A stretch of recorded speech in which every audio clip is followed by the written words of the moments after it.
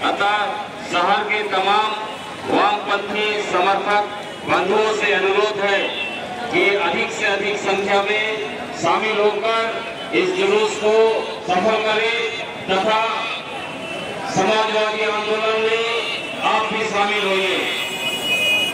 साथियों, बढ़ती हुई महंगाई के विरोध में, बेरोजगारी के विरोध में, जात पात की लड़ाई के विरोध में, धर्म के नाम पर राजनीति के विरोध में आगामी 12-13 जनवरी खड़गपुर शहर के आंध्र स्कूल में मार्क्सवादी कम्युनिस्ट पार्टी যাই হোক এই বিলম্বের জন্য আপনাদের অসুবিধা হয়েছে, যার জন্য আমি দুঃখিত। কিন্তু যে সম্মেলনের মধ্য দিয়ে এই পশ্চিম মেদিনীপুর জেলার মানুষের লড়াই সংগ্রামকে সংগঠিত করার শপথ আপনারা দেবেন, সেটা আপনাদের সম্মেলনের মধ্যে আলোচনা করেই কর্মসূচি নির্দিষ্ট হবে। কিন্তু আমি যে কথা বলতে চাইছি যে এখন সম্মেলনের বিষয়বস্তু বটে আপামর জনগণের বিষয়, আমাদের দেশের দক্ষিণপন্থী রাজনীতির তার প্রাবল্যে যেভাবে মানুষের অধিকার কেড়ে নেওয়ার চেষ্টা হচ্ছে তার বিরুদ্ধে সমস্ত দক্ষিণপন্থী শক্তি বিরোধী শক্তিসমূহ তারা ঐক্যবদ্ধ হচ্ছে। বিশেষ করে এই খড়গপুর এলাকায় এটা শ্রমিক আন্দোলনের একটা বিশেষ ক্ষেত্র। এই শ্রমিক এলাকাগুলোতে সারা দেশেই মানুষ ঐক্যবদ্ধ হচ্ছে। কৃষি ক্ষেত্রেও যে দুরবস্থা দেখা দিয়েছে তার বিরুদ্ধে লড়াই করার জন্য সবাই সংঘবদ্ধ হতে চাইছে এবং সংঘবদ্ধ হচ্ছে। তারাও তাদের কর্মসূচি ঘোষণা করেছে। শ্রমিক আন্দোলনেও কর্মসূচি ঘোষিত হয়েছে। তাই স্বাভাবিকভাবে আমাদের দেশের দক্ষিণপন্থী রাজনীতির সঙ্গে সাম্প্রদায়িক বিভাজনের যে ভয়ঙ্কর বিষ বাষ্প ছড়ানো হচ্ছে তার বিরুদ্ধে মানুষকে ঐক্যবদ্ধ করা একান্ত প্রয়োজন।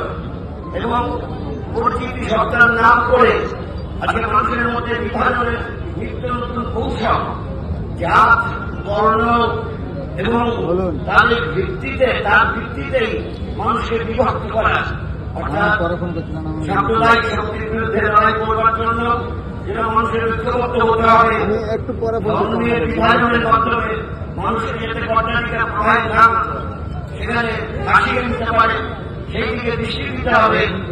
একই সঙ্গে সমস্ত মানুষের ঐক্য, যে গরিব মানুষের ঐক্য, তারপর গুরুত্ব করে সমস্ত মানুষের ঐক্য, যারা দক্ষিণপন্থার বিরুদ্ধে, যারা সাম্প্রদায়িকতার বিরুদ্ধে, যারা জাতপাতের ভিত্তিতে মানুষকে বিভক্ত করার বিরুদ্ধে, তাদের সংঘবদ্ধ করার কাজটাই এখনকার সময়ে অত্যন্ত গুরুত্বপূর্ণ কাজ। তাই আমি সময় নষ্ট করব না। আপনাদের এমনিতেই মিছিল বিরুদ্ধে দেরি হয়ে গেছে। আমি আপনাদের সংগ্রামে অভিনন্দন জানিয়ে এখন এই প্রচারমূলক কর্মসূচি মিছিল স্লোগানে মুখরিত হোক, এটা আমি নিজেও কামনা করব। আর আপনাদের আবেদন করব যেন কোনো জায়গা থেকে দুর্নাম করে ছুঁড়ে না দেওয়া হয়। এই ফুলের উৎসাহ, ফুলের অনুষ্ঠানে উৎসাহ দেয় মানুষের। আমি এই ফুলের আঘাত সহ্য করতে পারি না। অন্যদিক থেকে যে আমার কাপড়গুলো ধুয়ে কিছুতেই পরিষ্কার করতে পারি না, ফুলের জায়গা করতে পারি না। তাই ফুলের আঘাতে আহত করবেন না। ধন্যবাদ। আপনাদের মিছিল চলুক। এই ভিডিওটিকে লাইক করুন, আপনার গুরুত্বপূর্ণ মতামত কমেন্টের মাধ্যমে আমাদের জানান এবং আমাদের চ্যানেলের ভিডিও সবার আগে দেখার জন্য ইউটিউবে গণশক্তিকে সাবস্ক্রাইব করুন, ফেসবুকে ফলো করুন এবং শেয়ার করুন আপনার পরিচিতদের মধ্যে। আমাদের চ্যানেলে আপলোড হওয়া ভিডিও নোটিফিকেশন পেতে বেল আইকনটি ক্লিক করতে ভুলবেন না।